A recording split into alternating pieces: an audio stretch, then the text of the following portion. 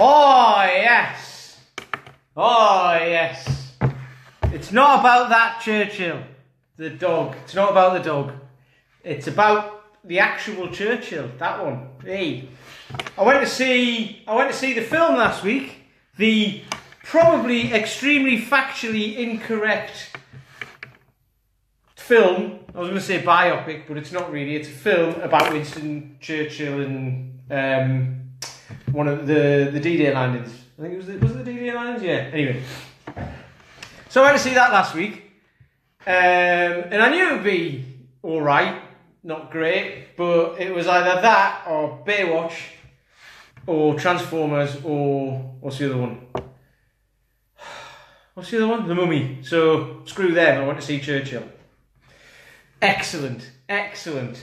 One thing I couldn't get past though, was that Brian Cox, who was playing him, right? Not Professor Brian Cox, not that one.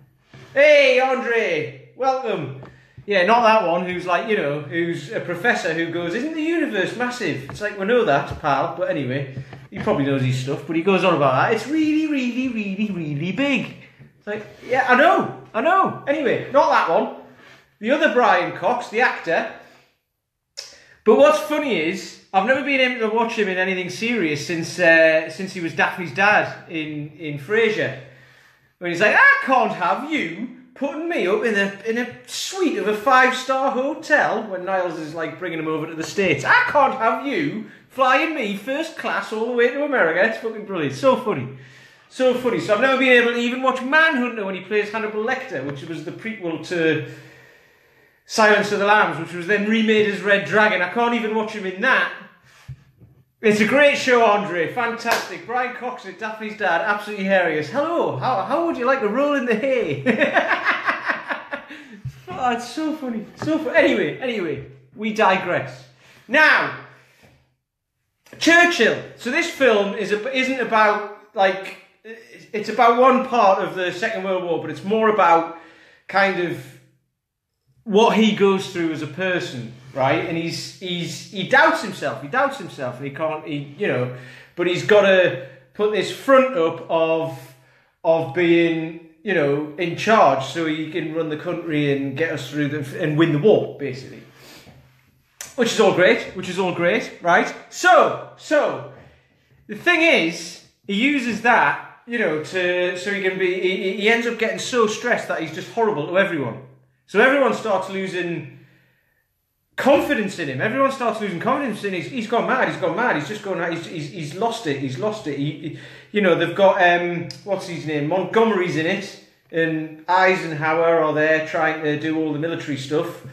I know now about that, by the way, but they're all trying to do all that sort of stuff and do this Operation Overlord, I think it was called, and Winston Churchill doesn't agree with it. He doesn't agree with it. However, they're the military. They are the ones who know this stuff. He's not a military man. He was in the First World War, but he's the Prime Minister, so it's not his job. So that's one lesson, is to leave it to the people who know what they're doing, and you do what you know what you're doing, and then everyone's sorted. His job was to kind of keep the morale of the country going and all of that sort of stuff. Anyway, the big part of it was that he's getting annoyed with everyone, right? And the person who bears the brunt the most is his wife, right? The person who bears the brunt the most is his wife, to the point where he walks into the room and she's got her bags all ready to be packed, and she's going to do one, right? Now, I don't know if that's factually correct either, right? I don't know. It might be, it might not. But for the purposes of this, it doesn't matter. And if you can put a film out saying that that's fine, then I can say that on here, can't I? Anyway, so she's going to leave him because he's just so consumed, because he's trying to keep the country kind of, the stiff upper lip. That was what it was during the Second World War, wasn't it? He's trying to keep the country all kind of behind each other and behind him to win the war, okay? Behind the troops and all that sort of stuff. So, but it shows that like I say, it might not be factually correct, I don't really care, but in the film, even the fact that he's got a war to win doesn't kind of negate the fact that he's still got a wife who's unhappy because he's been a bit of a div. Okay? Now, like I say, I don't know if it's factually correct. I don't really care. It's the kind of the story behind that. Okay? So he's got all this pressure on him, but he doesn't open up to her. He doesn't tell her until near the end. He doesn't tell her. He just bottles it all up himself. He becomes this idiot. He's shouting at everyone. He's annoying to everyone. She has to go around apologising for him everywhere he goes. You know. But not everyone outward of this office that he's in, not everyone out of that sees this, because he's there and everyone sees this man who's keeping the country going, keeping them in the war, he's trying to win the war. He's keeping everyone behind the troops. He's keeping the whole kind of camaraderie going. So that's what everyone else sees on the outside, but on the inside, the people on the inside, and especially his wife, see the fact that he's imploding. He's imploding. He just can't. He's struggling to handle it, and he won't let anyone help him.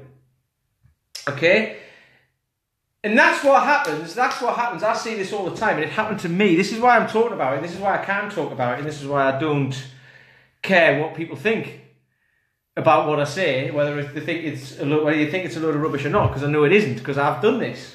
Because I used to have a stressful job. And there were times when I'd get home, there was one weekend I remember when I got home on a Friday and I just didn't talk to my wife at all.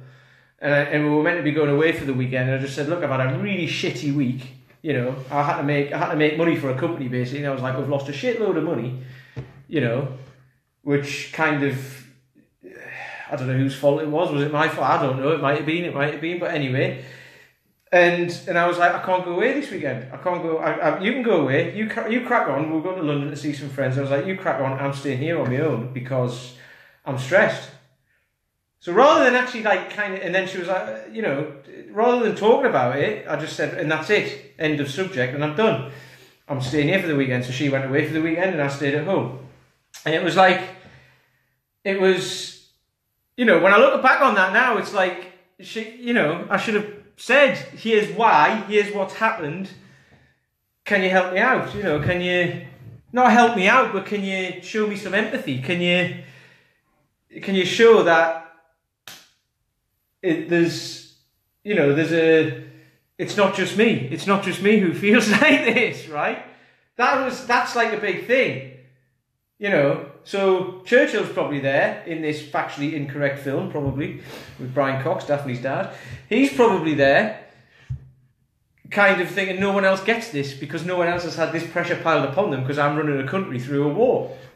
And it doesn't matter that anyone knows that or not. All they have to know is that he's stressed. It's exactly the same in every situation. You know, there's people who get stressed about the tiniest of little things, because that was me as well. Stupid things that you get stressed about, the tiniest little things.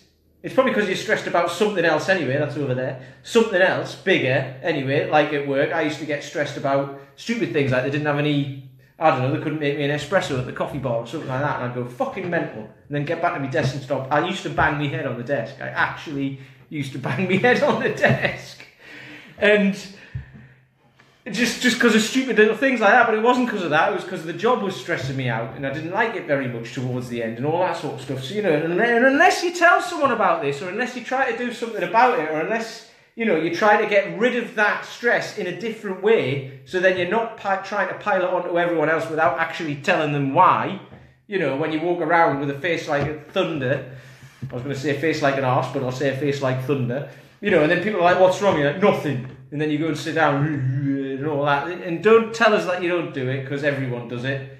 Exactly. I know you do, Anne. I know you do. Everyone knows that feeling. If people say that they don't, they're lying, because everybody does it. And it's how you manage it. It's how you manage it that matters, right? Because otherwise, everyone else around you gets pissed off. And if you keep on doing it, they'll leave. They'll leave. You know. So, and I know this because I know this. So, because it's happened to me. But, you know, so the way I deal with that is to recognise that and then talk about it straight away. Now, what's this got to do with anything? I don't know, I was going towards kind of like how to get fitness around this and all that, but if you are tired all the time, this is one of the things, if you are tired all the time, then it's just going to be a perpetual thing. You wake up tired, you go to work where there's stress, that's going to make you more tired, then you're not going to be able to sleep, then you wake up and then you're more tired, and then you go to work, and it just keeps going, it keeps going. You've got to break the cycle. You've got to break the cycle, you've got to shift and do something else.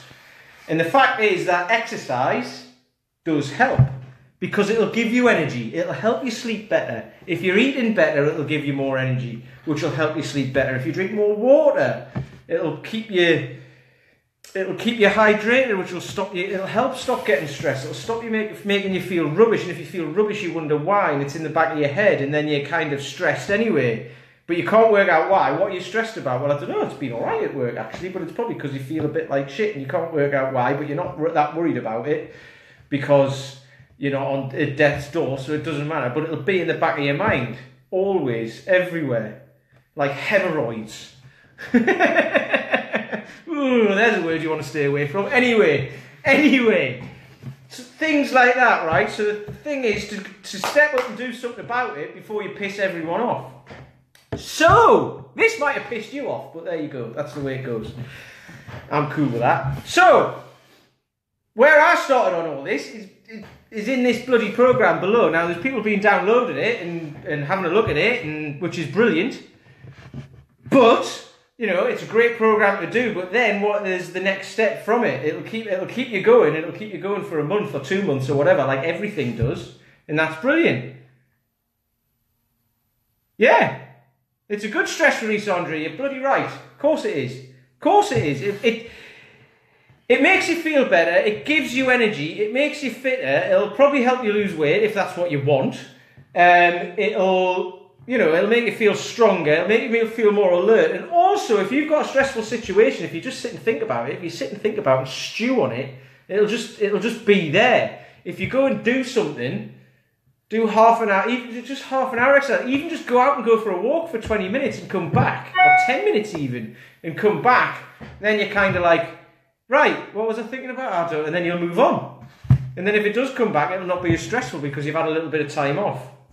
Anybody who does coding do you still do coding on spreadsheets and all that sort of stuff? But anybody who does that sort of stuff, you're sitting like, I used to see the IT guys all the time at work, we sit and they just look like zombies, they look like mesmerised, because they'd be sitting all day staring at a bit of code and they couldn't work it out. It's like, go for a walk and come back, and then they'd be like, click, oh yeah, that's, it all makes sense now. So, there you go. Yes, and I'll see you at 6 o'clock in the park. So, I'm going to stop there because I've gone on a bit. But that's because this is very close to my heart. So, and I know this shit happens, We've just said, Ant's just said, he knows this, he knows that feeling. Most people do. Most people know this feeling. Because most people do it. But don't realise it some don't realise until it's too late, or until you've really pissed someone off, and then you have to buy a load of flowers and all that. So, I'll still be here, Andre, don't worry, I'm not going anywhere. I am now, I'm going to finish this. I don't mean I'm going to be here on doing this forever, because that would be very boring, wouldn't it? But anyway, there we go. So, my programme is going to go in there. Download it, have a look, you can do it whenever you like. It's the very start. It's got nutrition in there, which you don't have to be a monk for. It's got very simple where to start movement patterns in there to get started, and it'll get you going, and it's great, and it's where I started. So there you go, and I'll talk to you tomorrow. Ta-ra!